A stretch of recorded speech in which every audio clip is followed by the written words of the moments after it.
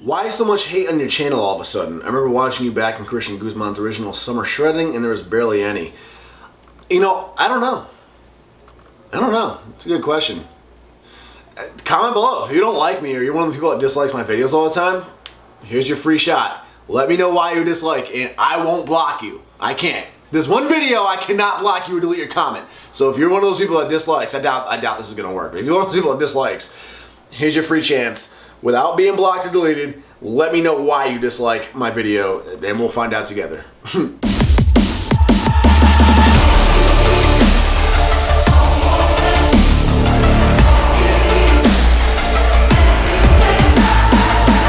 Alright family, we're going to try doing a Q&A again because I filmed a whole one and for some reason the camera stopped recording midway through.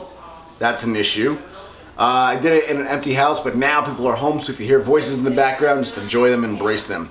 Guys, if you're sick of Q&As, let me know and I'll back off on them. I just genuinely think they're a lot of fun. I love hearing from you guys. I love interacting. Another small announcement today is the 14th video in a row. I promised you guys 2 weeks ago that for 2 weeks straight I'd do a video every single day. This is the 14th video, so I did it. Will I keep doing it? Yes, I want to do a video a day, all up until my meet, but I will say there is going to be some gaps this coming week because I have to travel, and I'm doing some pretty big projects with some big lifters, similar to the Eric Lillybridge video that I recently did. And with those big productions, I like giving them space before and after them. When you upload a video right before it and a video right after it, they can kind of get lost in the YouTube feed. So I like giving those their own little space to breathe and shine just because I put a lot of money and time into editing them and filming them and traveling out there and such. So there'll be a couple of gaps here and there. But once I'm done traveling and those videos are done, I want to do a video every single day lead up to the meet.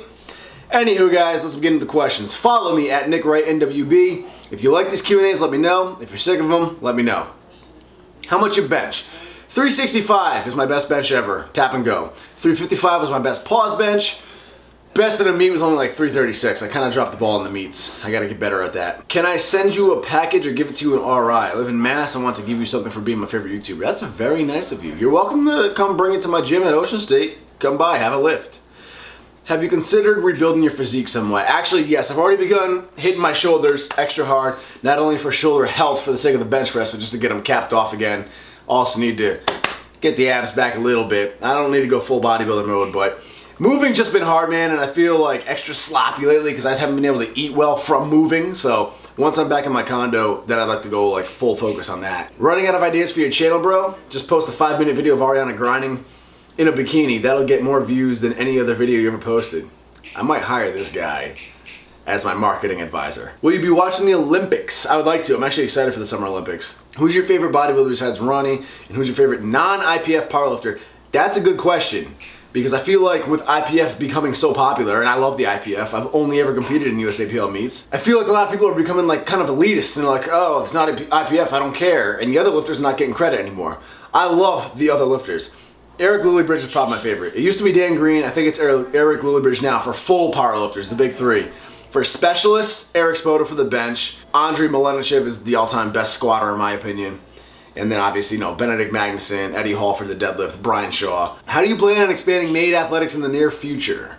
Stay tuned to find out. Thank you so much for taking an interest. What's the heaviest you've ever weighed? 196 pounds at 5'8".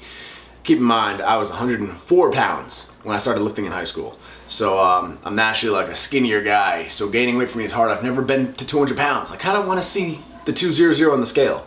But I would have to either get on juice to make it clean or just get really fat. Maybe one day.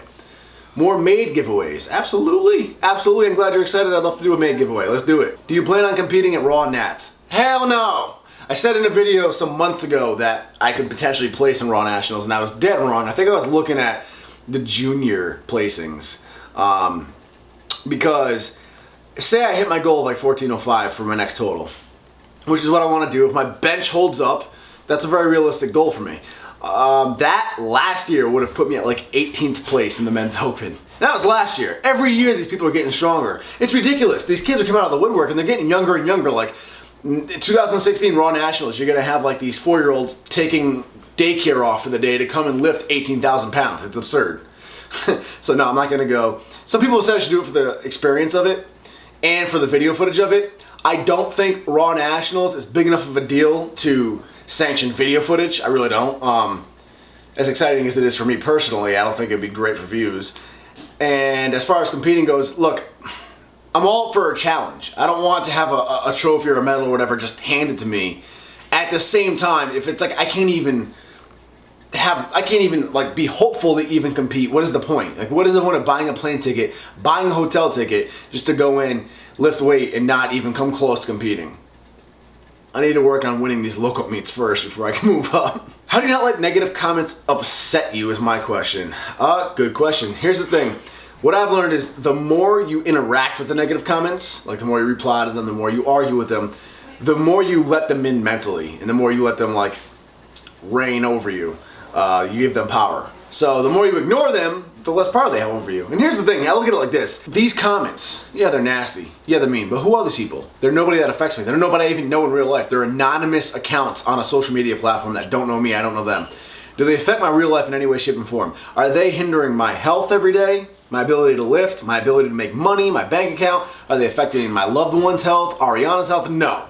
Then I don't care. Like, they literally have no effect on my life. So let them talk. For every negative comment they leave, they are actually paying me, because if you just click on a video, that is revenue. So whatever, they're helping me even if they don't want to be helping me. Favorite place to shop for non-gym clothes? Gym of clothes. That was my typo, not his. Marshalls is great. Gotta love Marshalls. And Express for V-neck t-shirts. Post your current powerlifting program? I can't, because Brett designs it each and every week, and he bases it on how last week went. It's very, very customized. It's not just a general template. Nick, you're stranded on a desert island. You can choose 3 items to take with you. What do you choose? My mobile phone, a plane, and a lamp with a genie in it. Mr. Olympia predictions. Look, if Phil's competing again, if it's like Phil and Kai again, Phil Heath. I think politics are forever against Kai, and Phil just does have the better physique. Look, if you haven't seen them in person, if you haven't been to Olympia in person, the videos and stuff don't do it justice. You gotta go in person. Phil always edges them out. But besides that, man, like, I don't follow that at all. I don't even know who the top 5 contenders are.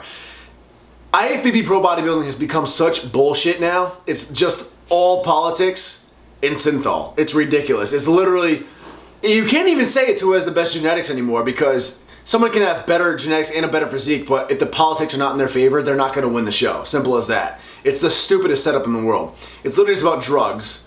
Like, look, I get it. Steroids you can't take steroids and go to sleep and make gains. These guys do work their ass off and they do the dieting, yes. But they would not look nearly as crazy as they look without the drugs. And now it's gotten to the point where it's not even just like anabolics. Like, they can take these drugs, work their ass off, and if they have a weak point, they inject synthol and blow up the weak point now. It's like there's really it's not even competition. It's not even fun anymore.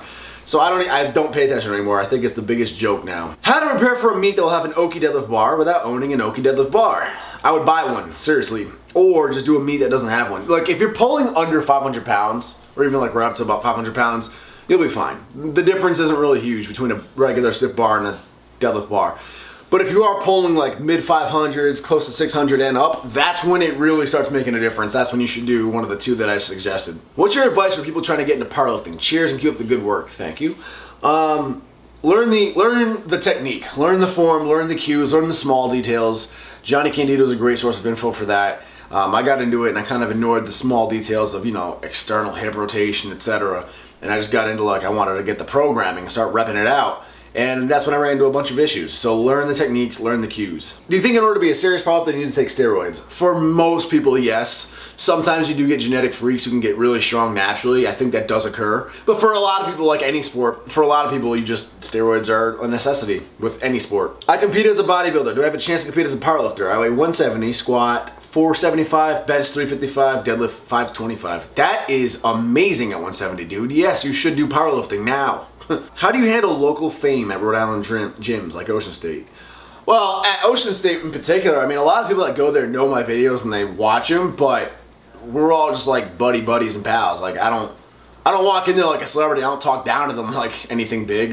They're my buds at the gym. They're fellow lifters, and that's how they talk to me. So there's no real fame feeling at my gym for me. It's just regulars, my gym buddies. And outside of the gym, it's funny, if I go to certain states, like California is probably the best, LA is the best, Florida, Texas, states like that, and I announce that I'm gonna be doing a meetup, I'll get a crazy buzz going. Like, it's amazing the amount of fan support I get in those states. But here in Rhode Island, my own state, I don't get much at all. I can announce I'm going to be somewhere and I might get like 5 people that show up at most. Here and there I'll run into somebody usually. Like if I go to the mall, I'll run into like usually one person at least, but I'm very unwatched in my own state. When are you going to try to make it out to collab at Madtown Fitness with Hack? Well, that was the trip that just got canceled, as you guys know. I don't know, man. I'm traveling a lot. And like as soon as I'm done traveling for my own projects, I got to start traveling with Isotory again. So I don't know. It's going to be a little while because I need a break from traveling after this. But I do want to link up with them, without a doubt. Are BG and Hancock not working together anymore? Know why Gibbs is moving back to New Zealand? I don't know, actually. That's a good question. I don't know what their plan is for the business, if they plan on separating or keeping it going together. Brett, I think, was only ever planning on being in Canada for a year. I don't think that was ever meant to be a permanent thing, so I think that's all that moving back is. If Nike offered you a contract, but you had to discontinue Made, would you do it? No. Yes, a big contract by Nike is like a really exciting idea. And yes, it'd be a lot of fun and probably a lot of money at the time, but here's the thing with contracts. They're only as good as you are productive in whatever it is they're sponsoring you for. So if they're like, Nick, we love your powerlifting videos, we want to sponsor you, I then have to make sure I continue putting out videos consistently. Even if next year I don't want to do YouTube anymore, I have to keep doing it to keep that contract going. I have to make sure I'm still powerlifting consistently. I have to make sure my views stay up because views can fluctuate. Last year, during my comeback series, my average video view for a daily upload was 50 to 60,000 regularly, the minimum. Now, this past month, you have videos that are like 15, 16,000 views, 20,000, some are like 30,000 views. But there's been a couple that have popped up to 100,000 views. Yeah, I'm not dead in the water and some videos still do very well, but obviously my average video view is way down from last year. And that's fine. I have a lot of different things going on now in my life, so it's not a big deal to me. As long as I still have regular people watching, that's all I care about. But if a company had sponsored me for last year's content, they'd probably want to drop me for what's going on now. So that's the thing.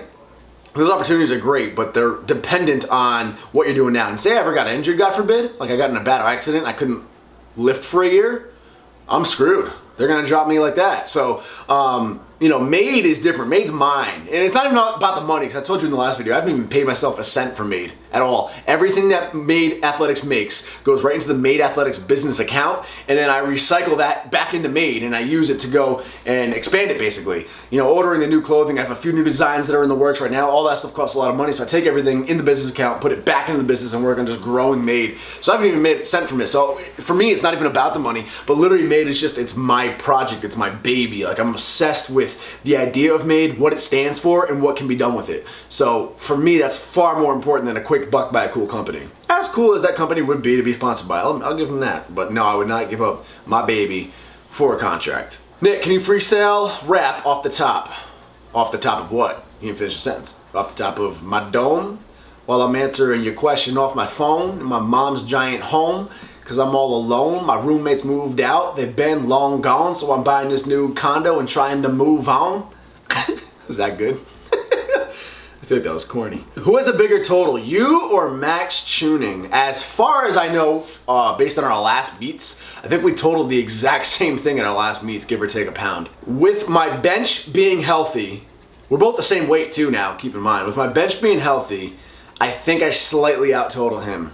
I don't know. It's tough. We're very close because now his squat's really starting to catch up because I always edged him out just slightly on squats, but now that he's the same body weight as me, we're neck and neck, and I feel like we're both going to be able to max out 500 at the same time. I don't know which one will do it first. That all depends on our programming, but I think we're really neck and neck on squats. Benching I kill him on, but then deadlifts he kills me on. So we're pretty evenly balanced. I would love to do a meet against Maxx one day. We should do that. That'd be really fun because I think we're very evenly matched total-wise. We both have our strengths and our weaknesses. You work from home, editing videos, sending orders, but tend not to eat your first meal till like 3 p.m. If you're serious about powerlifting, your food intake is important. Why do you not eat a healthy diet? Well, I don't consider meal timing to be related to healthiness, obviously, unless it's in an extreme extent. But really what I'm doing is pretty much just like miniature intermittent fasting. Because yeah, I may not eat my first meal until like 3 p.m., but once I do eat, every meal that I have for the rest of the day is very hearty and full. And by the end of the night, I still got my full caloric intake in for the day to fuel me up for a good gym lift. So it doesn't really matter when I start eating. As long as I'm getting the amount of calories I need to get in, my energy levels will be optimal. Now, the actual content of what I'm eating has been kind of crappy lately, just again because of moving. I don't have my own refrigerator. You know, I've been kind of busy, like crazy busy lately. So once I'm in my own condo, I have my own fridge again, I have my own space again, then it'll be really easy I can go grocery shopping, get the crock pot set up again, and I can kind of get back on track with the healthier food. Now that you have your own clothing line, will you continue to wear other brands on your videos, i.e. Alpha? Yes. Yep, I'm rocking Alpha right now. Shout out to Alpha. Still support Alpha. Here's the thing with contracts, man, and you guys all know I'm sponsored by Alpha. When you do a contract, you gotta read your contract and make sure you add things in that prepare you for your future. So now Tanner is the coolest guy in the world. Tanner's the owner of Alpha. He is so chill and down to earth, man. He does not care. Like, he would honestly, him personally, he would let me rock anything else if I wanted to. He's a cool guy. But just to make it official and legal, when I was going through the contract, I made him add in a stipulation that said I could at any point in time make my own clothing line and rock my own clothing line as much as I want to with no hindrance from Alpha. I also added in that Isotory, since they're a supplement company and not a clothing company, if Isotory did have Isotory gear they wanted me to wear, I could wear that for them and not have it be in conflict with my Alpha contract. Yeah, my own brand's totally fine, and I still love Alpha. You can definitely rock both, because think about it, do you ever rock just one brand of clothing every single day? I mean, you could love Nike, but do you wear Nike every single day? No, you wear different things all the time. So that's just being realistic. Like, I love Made, that's my brand.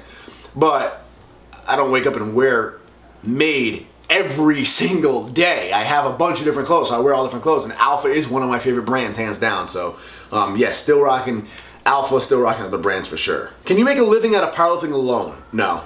No, there's no money in competing in it, really. I mean, you can win. Some of those big meets will give you like checks for the winner and stuff like that, maybe 500,000 bucks. But no, the way to make money off of powerlifting would be just kind of inadvertently branching out into different ways. Like how you could kind of technically say I'm making money off of powerlifting, since I am powerlifting on YouTube, and YouTube has created all these other branches of income and stuff like that. But yeah, not directly. What are your top 5 picks when it comes to cigars? And do you prefer regular cut, V cut, or punch? First off, I prefer a regular cut. V cut is pretty awesome. I really am not a fan of the punch. I like a lot of a large draw in the smoke. Top 5, man. Liga Bravada number 9. The Liga Bravada Feral Pig. Oh, the Julius Caesar. Love the Julius Caesar. The Liga Bravada Dirty Rat. Can you tell I like Liga Bravadas? The Herrera Esteli. That's a great one. Probably put that in my top 5. I think that's pretty good, man. So, yeah, if you guys like these Q&As, let me know, and I'll keep doing them. If you want me to stop, if you're sick of them, it's also cool, let me know. And thank you guys for watching.